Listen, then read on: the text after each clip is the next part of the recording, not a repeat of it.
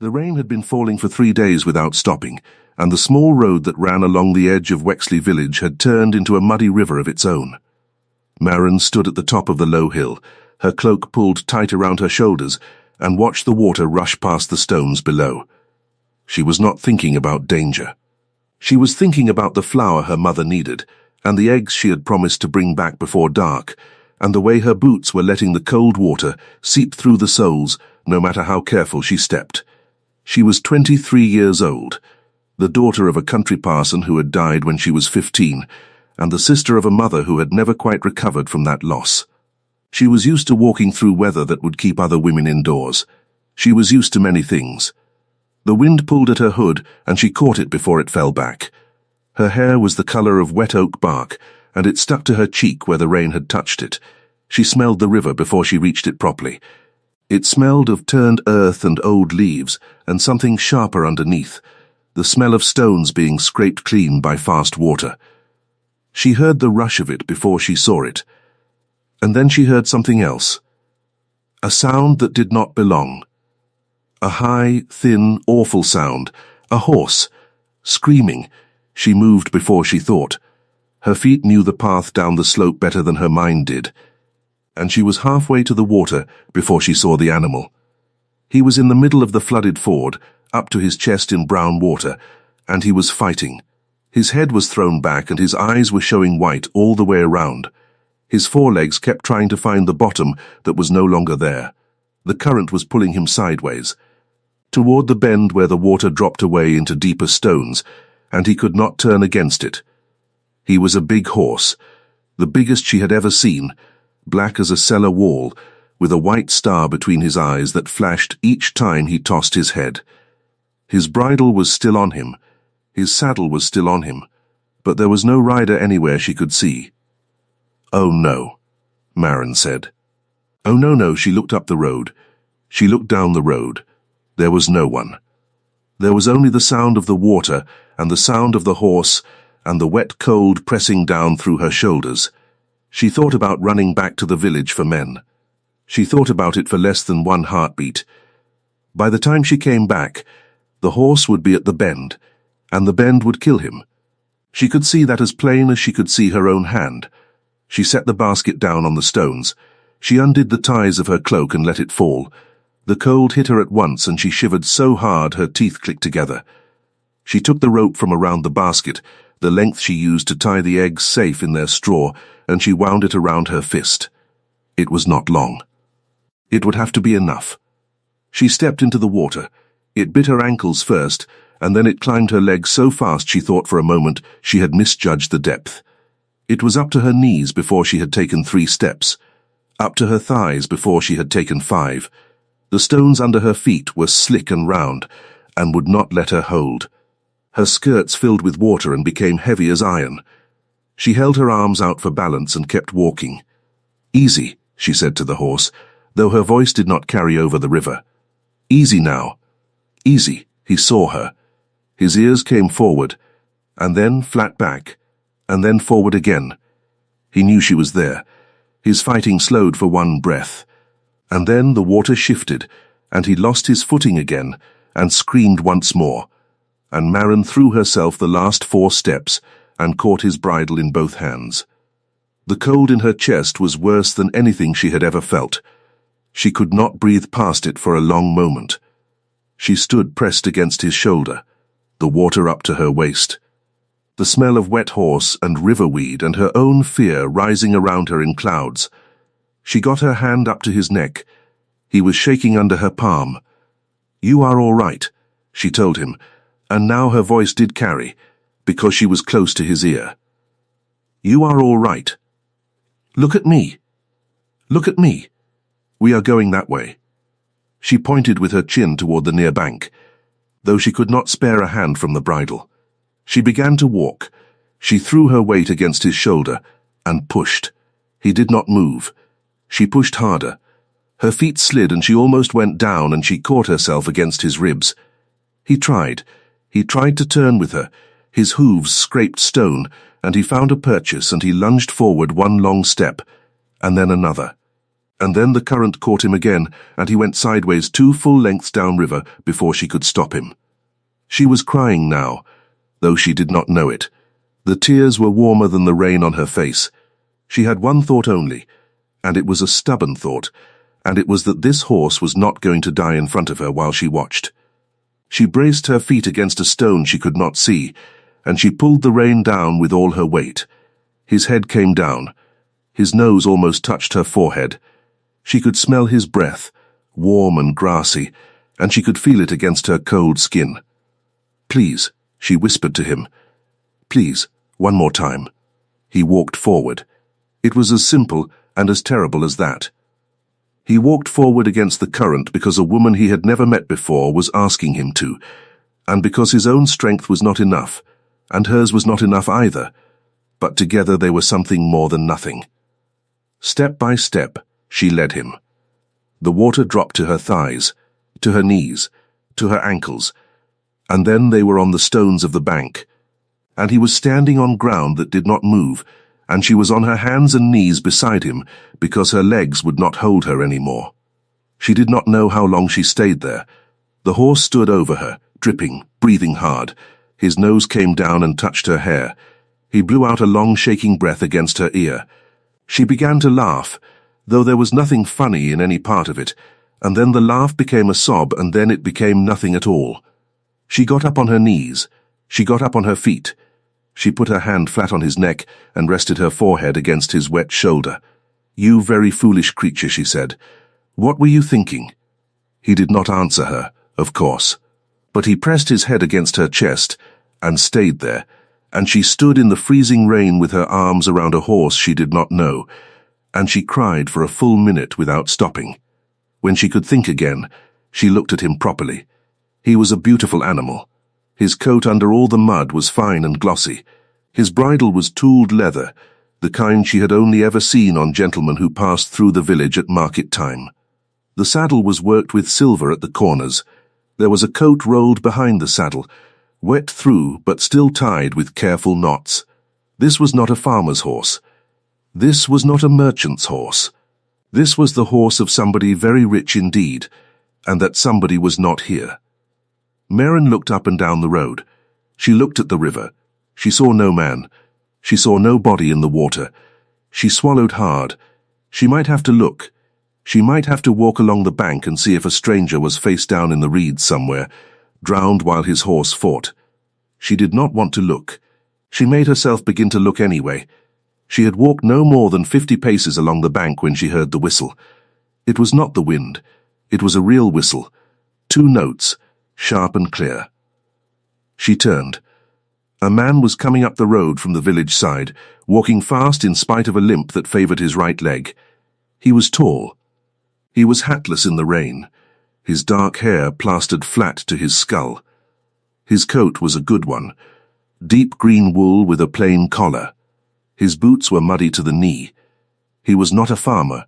He was not a merchant. But there was nothing in the way he moved that said gentleman either, or nothing that she recognized as gentleman. He walked like a soldier who had been hurt and had not fully mended. He walked like a man who did not care if his boots got ruined. The horse saw him and made a small sound and lifted his head. The man saw the horse. He stopped walking for one breath, and something changed in his face that she did not quite catch, because she was too far and the rain was too heavy. Then he came on faster. He did not look at her at first. He went to the horse. He put both his hands on the horse's face, one on each cheek, and he stood there for a long moment with his forehead almost touching the horse's forehead. She heard him say something too low for her to catch. The horse blew out a breath and pushed his nose against the man's chest, hard. The man staggered back one step, and then caught himself and laughed. A short, broken laugh that had no ease in it. Then he turned to her. His eyes were grey. Not the pale grey of a winter sky, but the darker grey of iron before it is polished.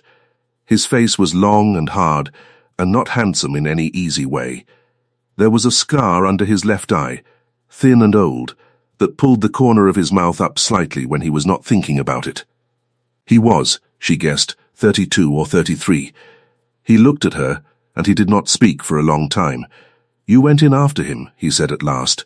His voice was low and flat, as if he was still testing whether the words were the ones he meant. There was no one else, Maren said. She was shivering so hard now that the words came out in pieces.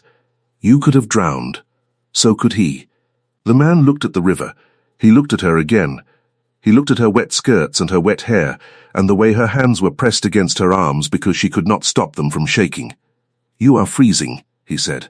I am aware, sir. Something moved at the corner of his mouth. Not quite a smile. Almost. There is a farmhouse a quarter-mile up the road, he said. I am going to walk you there, and I am going to have them build a fire, and I am going to send for dry clothes. You will not argue with me about this. I was not going to argue. Good. He unbuttoned his own coat. It came off his shoulders in one movement, and he threw it around hers before she could say anything. It was warm from his body, and heavy as a blanket, and smelled of horse and rain, and something faintly of tobacco and cedar. She wanted to give it back at once. She wanted to sink into it and stay there forever. Sir, you will freeze. I will not. You are lying. His mouth moved again. He said nothing. He gathered the reins in one hand and put his other hand under her elbow and turned her up the road. The horse walked beside him, tired, docile, keeping his nose close to the man's shoulder. They walked. She could not feel her feet. He seemed to know this without being told, because he kept his hand under her elbow, not gripping, just steady, so that when she stumbled once on a rut, she did not go down. He did not speak. She did not speak. The rein slackened a little and then came back harder, and then slackened again. Her teeth would not stop chattering. She hated the sound of it. She clenched her jaw, and it kept happening. Do not do that, he said without looking at her. You will crack a tooth. Let them chatter. She let them chatter.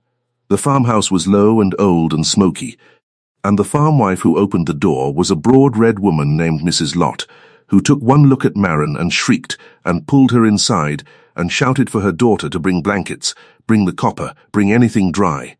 The man stayed in the doorway with the horse and spoke to Mr. Lott, who had come out at the noise, in a low, quick voice. Mr. Lott's face went from puzzled to serious to something like awe. He nodded 3 times fast, and then he went and led the horse to the barn himself, though he was a man who did not usually lead any horse but his own. Maren was put behind a screen and stripped out of her wet clothes by Mrs. Lott, who talked the entire time about the foolishness of young women and the danger of rivers and the price of eggs at market that week. She was rubbed dry with rough towels until her skin turned pink. She was put into one of Mrs. Lott's daughter's dresses, which was too wide in the shoulders and too short in the sleeves. And she was pushed into a chair by the fire and given a mug of hot broth so strong it made her eyes water. She did not see the man again for almost an hour. When he came into the room he had changed too, though she could not think where the dry clothes had come from. His hair was still wet, pushed back from his forehead. He had a mug of the same broth in his hand. He did not sit at first. He stood by the door as if he did not want to intrude. How is he? Maren asked. Her voice was better now. Warmth was coming back into her fingers, painful but welcome. He will do, the man said. Mr. Lott is a good hand with horses. He said the animal is bruised and shaken but not lame. He will need 3 days of rest, and then he will be himself again. I am glad. He owes his life to you. Anyone would have. No, the man crossed the room and sat down in the chair opposite hers. He was still holding his broth. He had not tasted it. Anyone would not have. I saw the road as I came. There were 3 men in a cart, half a mile back, who had turned around and gone home because of the water. There was a boy on foot who had crossed the fields to avoid the ford. Anyone did not go in after him. You did. Maren looked into her broth. There was nothing to say to that. May I know your name, he said. Maren. Maren Ashcombe. Miss Ashcombe. Yes, you live in the village? With my mother. My father was the parson here. He is dead. My mother and I keep a small cottage at the edge of the green. I take in mending. She keeps hens. I see. She waited for him to give his own name. He did not. He drank from the broth finally, and made a small face at the strength of it, and she almost laughed and did not. "Sir," she said, "may I know yours?" He looked at her over the rim of the mug. He set it down slowly on the small table between them. "Halbrook," he said. "You may call me Mr. Halbrook. Missa Halbrook. Are you a soldier, sir?" He blinked. It was clearly not the question he had expected. "I was." "Once. What made you ask?" "The way you walk. My father had a cousin who came back from the wars in Spain. He walked the way you do." He looked at her for a long moment. His face did not change, but something behind his eyes shifted. "You notice things, Miss Ashcombe. I have little else to do." That not quite smile again. He picked up his broth and drank the rest of it in one swallow. "You will stay here tonight," he said. "Mrs. Lot has agreed. The road home is flooded in 2 more places between here and the village, and I will not have you walking it in the dark. I have sent a boy on my behalf to your mother to tell her where you are and that you are safe. She will have the message before nightfall. You are very kind. I am not kind. I am practical. Kindness would have been being there in time to keep him from the water in the first place. You could not have known the ford was flooded." "I did know," he said. His voice was quieter now. "I was warned. I chose to try it anyway. It was my mistake. He is alive because of you, not because of anything I did. Do not mistake me for a good man on account of an accident I nearly caused." She looked at him. He was not looking at her. He was looking at the fire. "You are hard on yourself, Mr. Halbrook. I am accurate about myself, Miss Ashcombe. It is not the same thing." She thought about that. She thought about it for the rest of the evening, and through the supper of bread and cheese and stewed apples that Mrs. Lot brought them, and through the long, strange quiet of sitting across from a stranger in a farmhouse she had never been in before, with the rain still coming down outside, and a horse she had pulled from a river breathing softly in a barn 20 steps away. She thought about it as she was led to the narrow bed in the small back room. She thought about it as she fell asleep. In the morning the rain had stopped. The sky was pale and washed clean, and the fields smelled sharp and green, and the road was still soft but passable. Mr. Halbrook was already awake. He was in the yard with the horse, running his hands slowly down each of the animal's legs, one after the other, in the careful way of a man who had done this many times before. Marin watched him from the kitchen window. He was frowning, not with anger, with attention. Mrs. Lot bustled her out with a wrapped parcel of her own dried clothes and a fresh loaf of bread and instructions to come back in a week for a proper cup of tea. Mr. Halbrook led the horse out of the yard on foot. He would not ride him yet, he said. Not for 3 days at least. He would walk him gently home. Marin asked where home was. He looked at her for a beat longer than she expected. "Not far," he said. "I will see you to your cottage first." "Sir, that is out of your way." "It is not. You do not know where I live. You told me last night. The edge of the green. There is only one cottage there. I know Wexley well enough." That was strange, she thought. But she did not say so. She walked beside him and the tired horse on the muddy road, and the sun tried to come out and mostly failed, and the birds were loud in the hedges as if they too had been kept quiet for 3 days and could not stand another minute of it. They did not talk much. Once he asked her about her mother. She told him her mother was frail but not ill, that she saw shapes in the fire and did not always remember what day it was, that Marin was her hands and her memory and her patience. He nodded slowly. He did not offer sympathy. He offered attention. That, she found, was more useful. Once she asked him where he had been going, when the ford had caught him. He said he had been coming to Wexley on business. He did not say what business. She did not ask. There was a quiet way about him that made questions feel intrusive, and she was not by nature a woman who intruded. At the edge of the green he stopped. He did not come further with her. He touched the brim of a hat he was not wearing, remembered halfway that he was hatless, and let his hand fall back to his side, and she almost laughed again. "Miss Ashcombe," he said, "I would like to call on you and your mother tomorrow, if I may, to thank you properly. I would bring a small gift for your mother. Nothing that would embarrass you. You have thanked me already, Mr. Halbrook. I have not. Not properly. I would like to. She hesitated. She thought about her mother's cottage, which had one good chair and one bad one, and the roof that leaked over the pantry, and the way her mother sometimes called her by her aunt's name. She thought about how a man like this, with his tooled bridle and his silver-cornered saddle and his quiet voice, would look inside such a house. Then she thought about the horse in the river, and the way he had held her elbow on the road, and the way he had said he was not a good man in a voice that meant he had thought about it for a long time. You may call, sir. In the afternoon. After 2. After 2. Thank you. He nodded once. He turned. He led the horse away up the road. She watched until they had gone around the bend. Then she went inside her mother's cottage and closed the door and leaned her back against it and stood there for a long time before she took off her cloak. Her mother was in the good chair by the small fire, wrapped in a shawl. She looked up when Maren came in. There you are, her mother said. I told you the water was up. I told you not to go by the ford. Did you go by the ford? I did, mother. Foolish girl. Yes, mother. Are the eggs all right? Maren looked at her empty hands. She had left the basket by the river. It was still there, most likely, or washed away by now. No, mother, she said.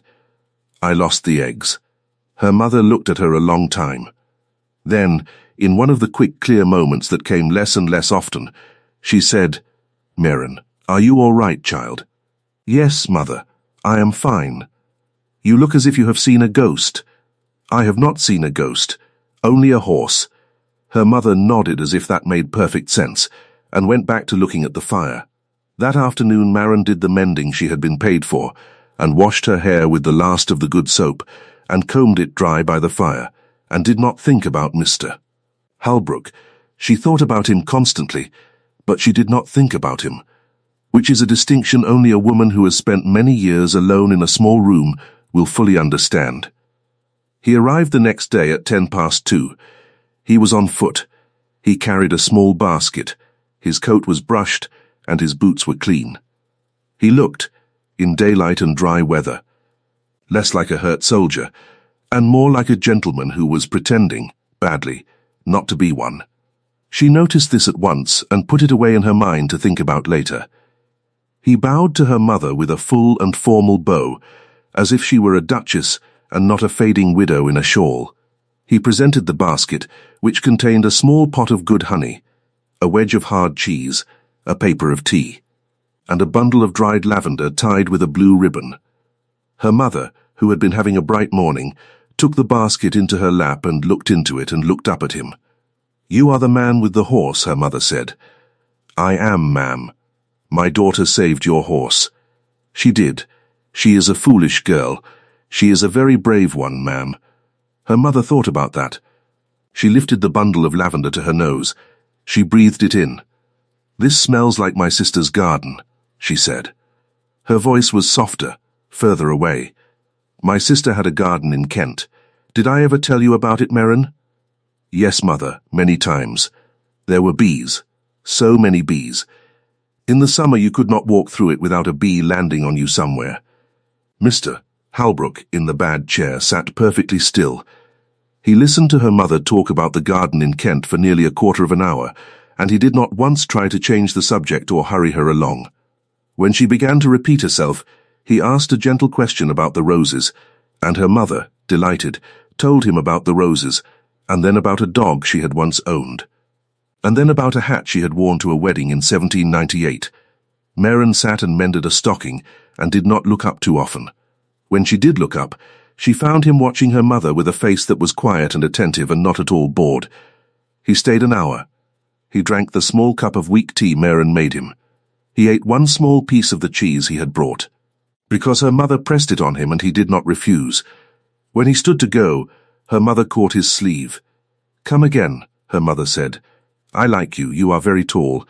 I will come again, ma'am. Thank you. At the door, Maren stepped out with him into the cool afternoon. The sky was blue now, properly blue, and the grass on the green was drying in patches. "Your mother is a lovely woman, Miss Ashcombe. She is easier some days than others. That is true of all of us." She smiled. Small, quick, before she could stop it. He saw it. He looked away. At the green. "May I come again next week?" he said. "Sir, why?" He looked at her. He did not answer for a long moment.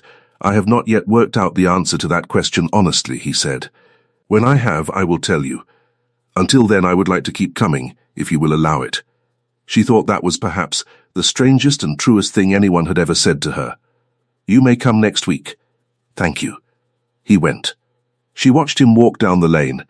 His limp was very slight today. She wondered, watching him, why she felt as if she had been holding her breath the entire hour, and why she was breathing normally again only now that he was out of sight. He came the next week, and the week after, and the week after that. Each time on foot, each time with something small in a basket, honey again, or a book of pressed flowers for her mother, or once a small tin whistle that her mother took a great fancy to, and blew tunelessly for the rest of the afternoon while Mr. Halbrook sat and pretended to enjoy it. He never came empty-handed. He never overstayed. He always drank the weak tea without comment. He never once, in any of those visits, spoke to Maren of anything he could not have said in a room full of listeners. He asked her about her father. He asked her about the mending. He asked her about the village. He listened when she answered. He gave her in return small, careful pieces of himself. He had been in the wars. He had been shot through the leg at a place called Vittoria. He had a brother who had died at sea. He had grown up in a large cold house that he did not like to think about. He did not say where the house was. She did not ask. And here she began to wonder. Because a man who was, plainly of some standing, did not walk on foot from a place he would not name to visit a parson's daughter in a small village week after week, without a reason. And he did not name that reason. And his horse, when she had asked about him once, was recovering at the stables I use, which was not the answer of a man who had one horse and one small property. And his coat was always clean, and his linen always fresh, and his boots always polished when he arrived, which meant he was staying somewhere with servants, and there was no inn near enough to Wexley that would supply the kind of servant who polished a gentleman's boots to that shine. She thought about it. She thought about it while she mended. She thought about it while she brushed her mother's hair at night. She did not ask him. She had told herself she would not press. If he wanted to tell her, he would tell her. It was a woman named Miss Prudence Farnley who told her instead.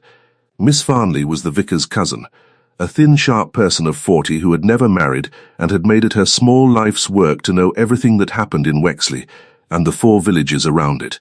She stopped Maren on the green one Tuesday morning, 4 weeks after the flood. She had a basket over her arm and a bright, interested light in her eye. "Miss Ashcombe," she said, "you have been much visited of late. Have I, Miss Farnley? Come, come, do not be sly with me. The village has spoken of little else. A gentleman walking from Havermere Park on foot every Tuesday afternoon to sit in your mother's parlour for an hour. It is a very curious thing." Maren felt something go still inside her chest. "Havermere Park," she said. Her voice was ordinary. She was proud of that. Yes, of course, Havermere, the great house. Where else would he be staying? He is the Duke of Havermere, Miss Ashcombe. You must know that. Maren looked at Miss Farnley. She kept her face still. I did not know that, Miss Farnley. Miss Farnley's face changed. Some of the pleasure went out of it, and something more careful came in. She did not, for all her gossip, wish to be cruel. My dear girl. Did he not tell you? He told me his name was Halbrook. His family name is Halbrook. His title is Havermere. He has been the Duke these 6 years, since his uncle died with no son of his own. He has been in London mostly, and abroad before that. He has not been at the park in many months, but he arrived a fortnight before the flood, they say, on some business he does not speak of. Maren nodded once. She thanked Miss Farnley. She walked home. She did not walk quickly. She walked as if her feet had not entirely told her where they were going. When she reached the cottage, she went in and sat down at the small table and stared at the pattern on the tablecloth for a long time. Her mother, in a clear moment, watched her from the good chair. "Maren," her mother said. "What is it, child?" "Nothing, mother. You are white as flour." "I am tired, mother." Her mother nodded slowly. Her eyes were sharper than usual today. "It is that man, is it not?" "Yes, has he hurt you?" "No, mother. Not exactly." "Then what?" Maren thought a long moment. "He has lied to me," she said. "Not with his mouth, with his silence." Her mother nodded again. She did not seem surprised. "Men do that, child, when they are afraid." "Afraid of what?" "Of you, most likely." Maren looked up. Her mother was smiling, small and faint and clear. "Do not decide anything until you have heard him say it in his own words," her mother said. "That is the only advice I have that has ever been worth anything. Do not decide until you have heard him." He came the next Tuesday. He was carrying a small book he had promised her mother, a book of poems in large, clear print, because her mother's eyes were failing. He came into the parlour and bowed to Maren's mother and gave her the book, and her mother made much of it, and began to read one of the poems aloud with great feeling. He sat in the bad chair. He looked at Maren. Maren did not look at him. She sat and mended. She listened to her mother read a poem about a lark. She did not speak. 10 minutes passed. 20. Her mother finished the poem and closed the book and closed her eyes and went to sleep with the book in her lap, as she often did in the afternoon. The fire ticked and popped. The clock on the mantel, which had been her father's, ticked steadily. Mr. Halbrook, or the man she had thought, was Mr. Halbrook, spoke first. "You are angry with me," he said. "Yes, may I know why?" She set the mending down in her lap. She looked at him at last. Her face was calm. She was proud of that too. "Miss Prudence Farnley stopped me on the green last week, Your Grace. She asked me how I found the Duke of Havermere. I told her I had not been aware I knew him. He did not flinch. He did not look away. His face closed up a little, but he did not hide. I see. That is all you have to say. No, it is not. It is what came to my mouth first, which is not the same thing. He stopped. He took a breath. May I speak, Miss Ashcombe? Not briefly. I will require several sentences. I will try not to make them too many. Speak. When I arrived at Havermere Park a month ago, I had come there to do a thing I did not want to do. My uncle, who was Duke before me, arranged before his death for me to consider a match with a young lady of a family in Kent. That arrangement has waited on my return for a long time. I came to Havermere to decide, at last, whether I would honour it. I did not wish to. I had never met the young lady. I had heard she was accomplished. That is the whole of what I had heard. I have been lied to before, in the matter of women. I have been made a fool of, in ways I will not describe in your mother's parlour. When I came into the countryside on the day of the flood, I was on my way to the house of a friend, 3 villages over, who was to give me his opinion of the young lady in Kent, whom he had met. I did not tell you my title because I did not wish to tell you my title. It was not that I meant to trick you. It was that I meant, in a small selfish way, to be seen once by someone who did not know it, to find out what I looked like without it. He stopped. He looked at his hands. I found out, he said. Maren waited. You saved my horse, he said. You saved a very old friend of mine. That horse was given to me by my brother, the one who died at sea. I have had him 12 years. He is the last living thing that knew my brother. I owe you a debt for that I do not know how to pay, but it is not the debt that made me come back. The debt would have been paid with a purse of money and a letter. I did not send those. I came in person. Then. I came again. Then again. Why? Because you spoke to me the way you spoke to me on the road. Because you said I was hard on myself, and you were right, and no one has said that to me in 10 years. Because your mother is easier some days than others, and you say it without any pity for yourself and any pity for her. Because you did not tell me I had done a fine thing by coming to see her. You expected it of me. That is a thing no one has expected of me in a very long time. I am not accustomed to being expected to behave well. I am accustomed to being surprised when I do." He paused. He looked up. "I did not tell you my title," he said, "because when I told you my title, this would end. You would stop looking at me the way you look at me. You would begin looking at me the way everyone else looks at me. I am selfish, Miss Ashcombe. I wanted the looking to last a little longer. I told myself I would tell you when I understood why I was coming back. I understand now. I should have told you last week. I should have told you the first day. I am sorry." Maren looked at him for a long moment. "You said," she said, "the first day, that you were not a good man." "I said that." "You said kindness would have been being there in time to keep him from the water." "I remember." "You have been kind, Your Grace. To my mother. To me. In small ways every week. That is not kindness, Miss Ashcombe. That is want." She looked at him again. Her hands were shaking slightly. She put them flat on the mending in her lap. "I do not know what to do with what you have said, Your Grace. You do not have to know today. You do not have to know this month. I would ask one thing. What, that you not send me away without hearing me again. I will not lie to you again. I will not come in a disguise of any kind. From now on, I will come as I am. If you do not want me to come, tell me, and I will not come. But do not send me away in anger, without letting me come once more as myself." She did not speak for a long moment. "Come next week," she said finally. "As yourself." "I will, and do not bring servants or carriages or anything grand. If you come as yourself, come the way you have been coming. On foot, with a small basket. Do not turn this cottage into something it is not." "I would not, Miss Ashcombe." "Then go now, please. I need to think." He stood.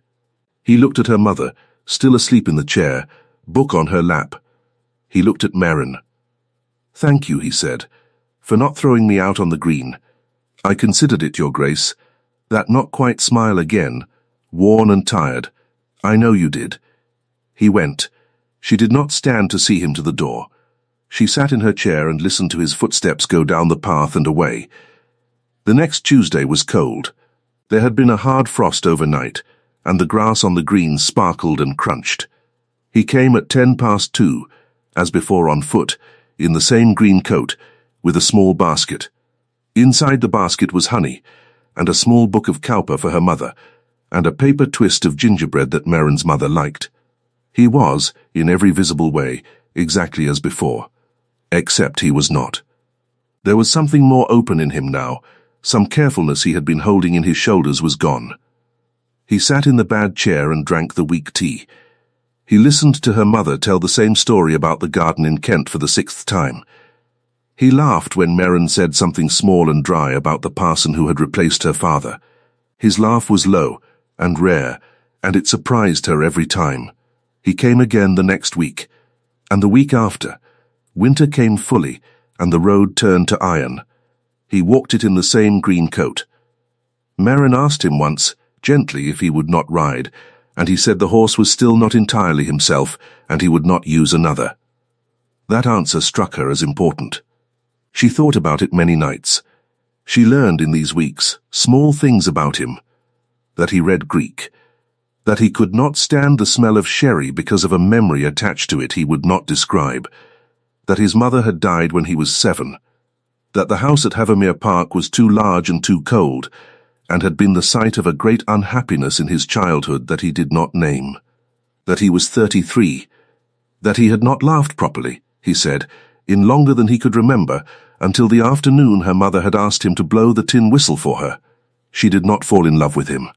She had already been in love with him, she thought sometimes, from the moment on the road when he had put his coat around her shoulders and told her she would not argue with him about it.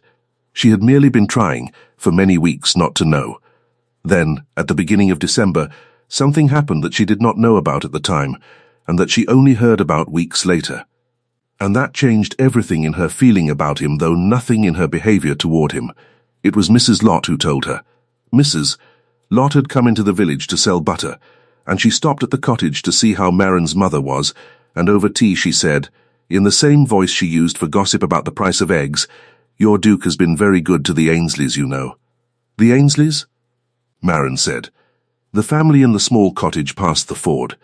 He passed by them on foot in November and saw the father was down with a bad cough. He sent his own physician the next day, paid for everything, sent food, sent coal. The man is up and about again now, but he was not going to live otherwise, and they had 2 babies and no coal in the house.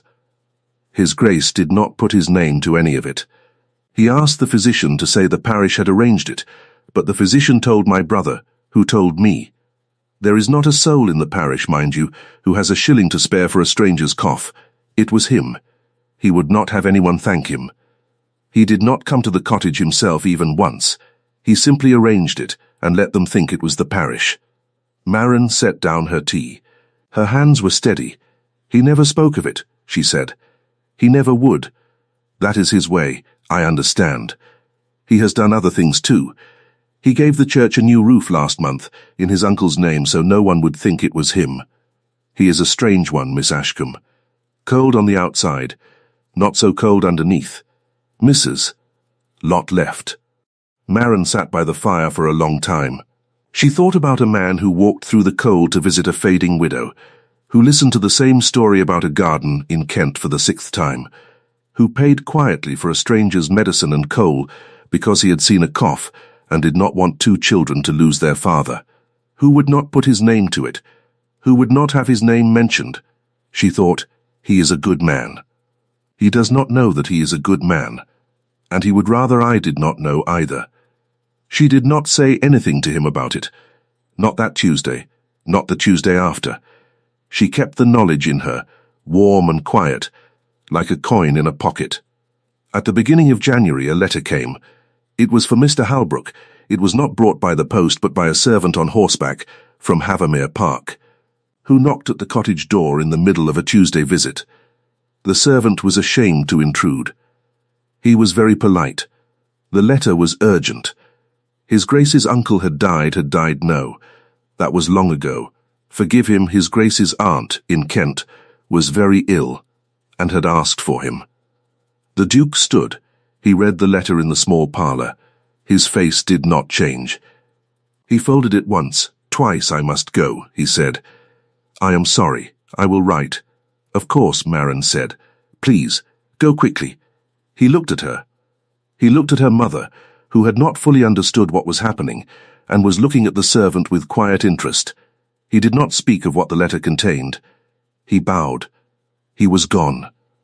He was gone for 6 weeks. It was a long 6 weeks. The village froze, and then thawed, and then froze again. Her mother had a bad spell, and was in bed for 8 days, and Marin did not sleep more than 3 hours together in any of them. A letter came from him after 10 days. Brief, careful, honest. His aunt had died. There were affairs to settle. He would return as soon as he could. He hoped Marin's mother was well. There was a second letter after 3 weeks. It was longer. In it he wrote plainly that the family in Kent, the family of the young lady his uncle had wished him to marry, had at his aunt's funeral pressed him, at last, for his answer. He had given it. He had said no. He had said it clearly and firmly and without cruelty. The young lady had wept. Her father had been angry. Her mother had said unkind things about him, and about a certain other person unknown to them, which he did not repeat in the letter. He did not care what the mother had said. He wanted Marin to know that he had said no, and why, and that it was done. Marin read the letter 3 times. She put it in the drawer of the small table by her bed. She did not answer it. She did not know what to say that would not sound too much or too little. He came back at the end of February. He came on foot from Havermere. He came in the same green coat. He was thinner. He looked as if he had not slept. He came to the door of the cottage in the middle of a snow flurry, and Marin opened it, and he stood there with a small basket in his hand, and he said, "May I come in?" "Miss Ashcombe." "Yes," she said. "Please." Her mother, who had recovered somewhat, made great business of the honey and the small book he had brought her. She did not remember he had been away for weeks. Or perhaps she did, and was being kind. It was hard to tell some days. She read from the book, and then she fell asleep, as she always did, and the fire ticked, and the clock ticked. And it was as if he had never left. Only it was not as if. It was different. He looked at Marin, and Marin looked back at him, and neither of them looked away for a long time. "Miss Ashcombe," he said, "quietly, Your Grace.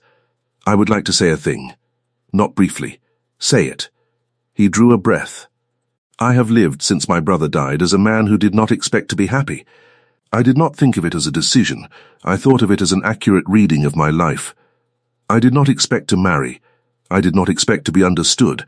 I did not expect to be looked at by anyone in a way that did not first see the title.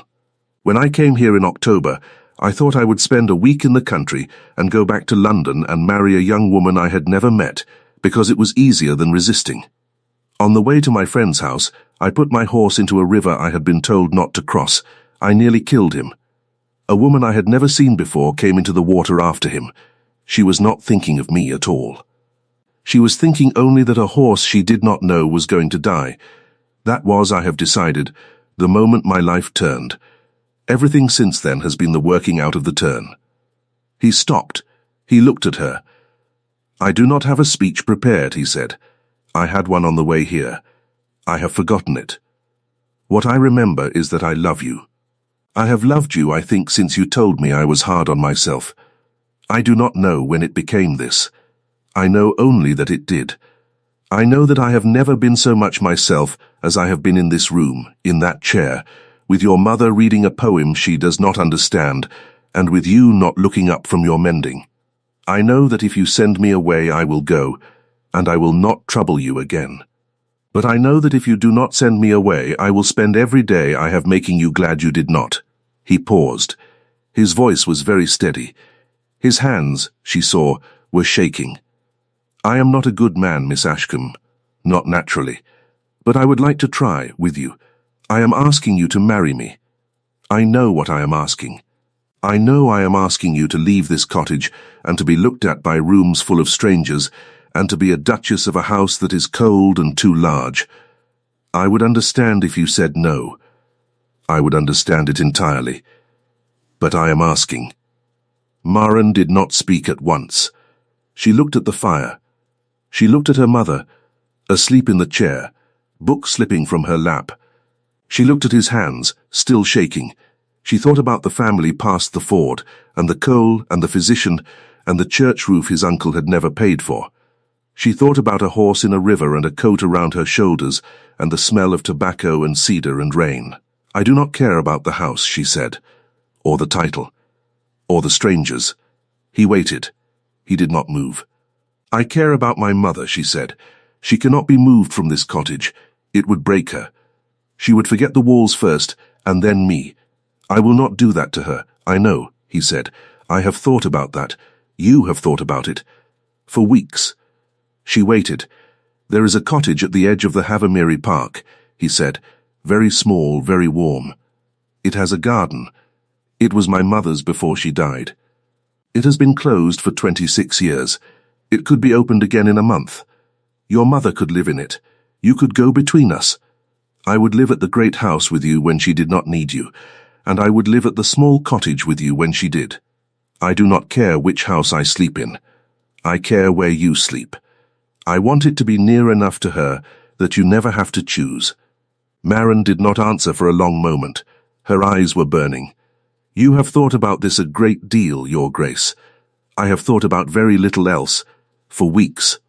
For weeks." She reached across the small space between the chairs. She took his hand. His fingers closed around hers hard, once, then softer. He did not let go. "Yes," she said quietly. "Yes." He closed his eyes. He did not speak for a long moment.